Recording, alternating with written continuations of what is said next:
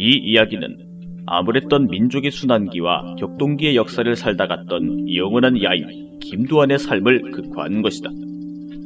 본 드라마에 소개되는 사건과 인물은 본인의 회고록과 취재록, 자료 수집 등 대부분 실화에 그 근거를 두었다.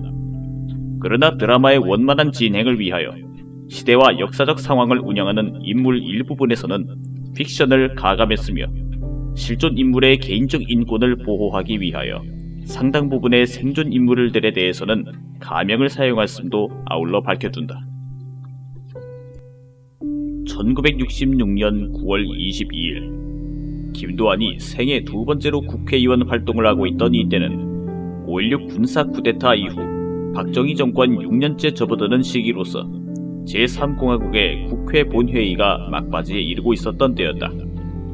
이 무렵은 특히나 정부가 총력을 기울여 경제개발 5개년 계획에 박차를 가하던 시기였고 국가와 국민이 총동원되어 피폐해진 경제회생과 개발의 계획을 밀고 가던 때였다.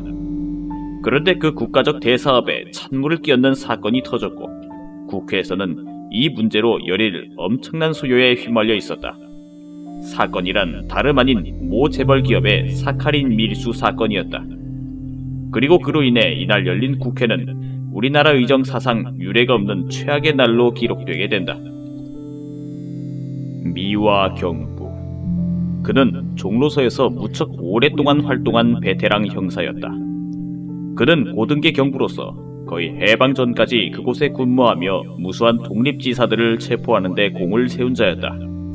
그러니까 종로경찰서는 일개의 경찰서의 업무 외에도 특별히 전 조선의 사상범을 다루는 총본산이었고 미화 경부는 그곳 고등계 형사들의 대명사였던 것이다. 그런 인연으로 인해 김두한은 해방이 될 때까지 미화와의 악연을 끊임없이 지속하게 된다. 청산리 대첩. 독립군과 일본군의 전투 사상 가장 큰 전투이고 가장 큰 승리를 이끌어낸 중국의 길림성 안도현 청산리에서 있었던 전투를 일컫는다. 독립군을 토벌하기 위해 진격해온 일본군의 대병력을 맞아 김좌진과 이범석이 이끄는 독립군 부대가 맞서온 이 전투는 1920년 10월 21일 시작되어 26일까지 계속되었는데 독립군은 당시 2,500명, 일본의 토벌군은 무려 5만 명이 치열한 접전을 벌였던 전투였다고 한다. 2,500대 5만. 이 균형이 맞지 않는 전투에서 그러나 일본군은 무려 그 전사자가 연대장을 포함해 3,300명이 넘은 반면 독립군의 희생은 100여 명 정도였다고 한다. 이때의 총사령관이 바로 김좌진 장군이었던 것이다. 한간에선 이에 관한 소문이 날개를 달아 일본군이 수만 명이 전멸되었다고 전해졌고 많은 독립지사들이 이를 큰 긍지로 삼고 있었다. 김좌진. 그에게는 오씨라는 본처가 있었다. 만주에 머물고 있을 당시 김좌진은 오씨와 함께 살고 있었다. 그러니까 김좌진이 두한의 생모인 박계숙 여인과 만난 시기는 3.1운동이 일어나기 2해 전 광복단 사건으로 쫓겨다니던 때였는데 일경의 추격을 피해 도주하다가 우연히 두한의 외조모인 상궁 출신 신씨의 집에 담을 넘었고 그 집에서 석 달 동안 숨어 지내는 동안 박계숙 여인과 사랑이 싹텄던 것이다. 이별. 그것은 부자간의 첫 만남이자 영원한 이별이었다. 이로부터 6년 후 김좌진은 산시역전에서 고려공산당원 박상범에게 피살당하고 마는 것이다. 그러나 소년 두한의 가슴 속에 이날의 이별은 영원히 강렬하게 각인되게 된다. 이완용. 을사오적의 수괴이다. 을사보호조약 체결 당시 학부 대신으로 조약 체결에 앞장섰고 통감 데라우치와 함께 내각 총리 대신 자격으로 한일 합방조약에 조인함으로써 민족사에 영원히 지워질 수 없는 매국의 원흉으로 기록되는 인물이다. 그런 그가 지금 죽음을 목전에 앞두고 자신의 심경을 털어놓고 있는 것이다. 이완용은 1년 후인 1926년 2월 12일 모욕의 삶을 마감하니 그와 쌍벽을 이룬 친일파 송병준이 죽은 지 1년 후였다. 그랬다. 이 당시 신문사 사정은 몹시 열악했다. 당시 호남의 갑부 김성수가 사주로 있는 동아일보와 총독부 기관지 매일신보를 제외하고는 조선일보, 시대일보는 계속해 경영난에 시달렸고 봉급을 받지 못하는 것은 흔한 일이었다.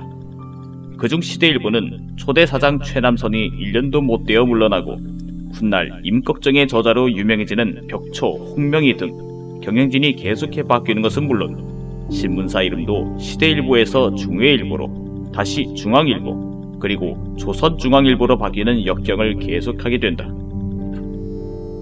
조선총독부 1926년 1월 6일 이때의 준공을 본 이 건물은 1910년의 한일 합방 이후 16년 만에 경복궁터에 세워진 조선 식민 통치와 수탈에 대한 총본산이다.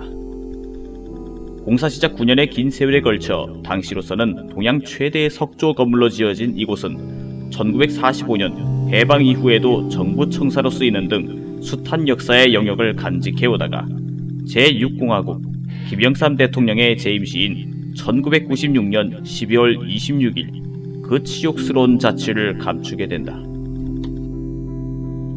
만해 한용운 그리고 당대 최고의 선지식이며 고승으로 일컬어지는 만공. 이들은 당시 이처럼 절친했다. 일찍이 큰 깨달음을 얻어 많은 불자들의 존경을 한몸에 받았던 만공은 만해 한용운보다 8살이 위였다. 만공이 일신을 불사에 전념했다면 만해는 그와 함께 조국광복의 신념이 또 하나 더 있었다. 그는 3.1운동 민족 대표 33인 중의 하나였고 누구보다도 그 지조를 마지막까지 잃지 않았다. 그는 최남선이 지은 독립선언문을 다시 보완하여 그 표현을 완곡히 하였는가 하면 그 일로 체포되어 수감된 직후 일제가 지금의 전향서와도 같은 참회서를 쓰라고 요구했을 때 이를 거절하고 일체의 사식과 면회, 변호사 등을 거절하였다. 또한 함께 체포된 민족 대표들의 일부가 고문과 극형을 두려워하여 눈물을 흘리자 그들에게 인분을 끼얹으며 험히 질책했다고 한다. 주변의 압력이나 핍박에도 전혀 굴복지 않았고 말을 함부로 하였으며 술을 즐겨 하였으나 나름대로의 불교의 계획에도 앞장을 섰다. 만해 그는 지금 자신이 참여했던 김인현 3.1 독립선언에 대한 비판을 하고 있다. 그랬다. 3.1운동은 분명 민족사의 길이 남을 찬란한 역사의 한 장임은 자명하다. 그리고 33인의 민족 대표가 항쟁의 도화선을 열었다는 것 또한 주지의 사실이다. 그러나 실제 항쟁의 주역은 거리에서 일제와 맞서 싸웠던 학생, 노동자, 농민들이었다. 그들은 소극적인 독립선언과 청원에 그쳤던 민족 대표와는 달리 지서를 습격하고 파업을 벌이는 등 비타협적으로 일제에 대항했다. 3.1운동은 3월 1일 하루 만의 운동이 아니었다. 3, 4월에 걸쳐 연인원 200만 명의 시위군중이 동원되어 7,500명 이상의 고귀한 희생을 치른 처절한 투쟁이었다. 만해 한용운은 바로 그 이야기를 하고 있는 것이다. 1926년은 어느 해보다도 다사다난한 한 해였다. 이해 4월 26일 조선의 마지막 황제 순종임금이 붕어했고 2달 뒤 국정을 모시는 인산일을 기하여 학생들을 중심으로 거족적인 만세운동이 터져나왔다. 이른바 60만세운동이다. 비운에 간 순종임금에 대한 애도는 일제에 대한 항쟁 정신으로 승화되었고 이윽고 항일만세 시위로 불타올랐던 것이다. 비록 일제의 강력한 탄압으로 3.1운동과 같은 대규모 시위로 발전하지는 못했지만 60만세 운동은 이후 침체된 민족운동에 새로운 활기를 불러일으키는 계기가 된다. 나석주 황해도 재령 출신이다. 23살에 만주로 건너가 독립군 무관학교를 나왔고 김인현 3.1운동에도 참가하였으며 비밀 항일 결사에 몸담고 있었다.